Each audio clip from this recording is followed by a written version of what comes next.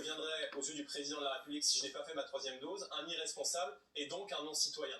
Donc il commence à beaucoup diviser, il commence à beaucoup agacer, et je pense que l'irresponsable, c'est lui, parce que ce sont eux qui ont supprimé 5700 lits à l'hôpital quand nos soignants étaient à bout. C'est eux qui ont mis à pied 15 000 soignants qui viennent aujourd'hui rappeler en disant on a besoin de vous, on a besoin de vous. Donc je pense que les Français commencent à être exaspérés et que Emmanuel Macron est en train d'exprimer une haine qu'il a à l'égard des Français qui commence franchement... C'est le mot emmerdé qui vous a gêné? Oui, parce que quand on est président de la République, on n'insulte pas les Français.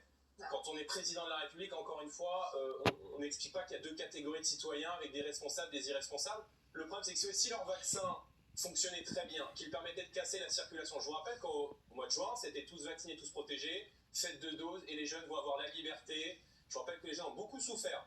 35% des jeunes ont eu des intentions suicidaires.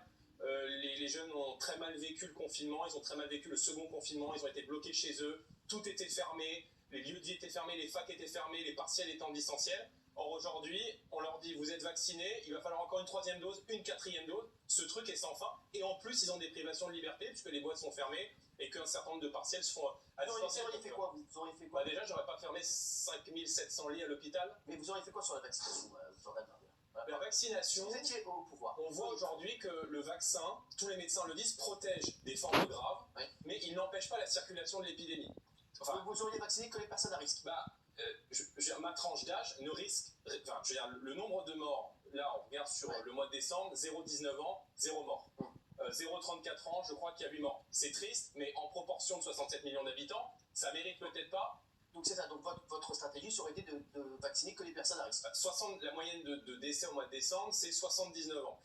Donc on connaît les publics à risque, on n'est plus en décembre 2020, donc il faut arrêter le délire, il faut arrêter les prix. Enfin, rendez-vous compte qu'on vit dans un pays où on nous interdit de prendre un café debout, où dans les trains, on nous parle d'interdiction de boire et de manger, enfin le délire complet.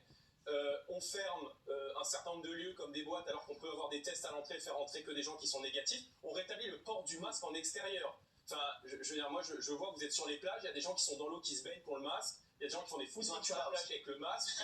Je sais pas, mais c'est pour lesquels le mettre. Mais on voit que la société est en perte de sens totale, qu'on a des privations de liberté qui sont complètement débiles, complètement absurdes, et on va vers un glissement de la France qui ressemble de moins en moins à une démocratie. Donc Marine Le Pen aurait effectivement fait radicalement différemment, mais surtout à partir du moment où le vaccin, et j'en termine, n'empêche pas de transmettre et de recevoir le virus, alors à ce moment-là, c'est une protection individuelle.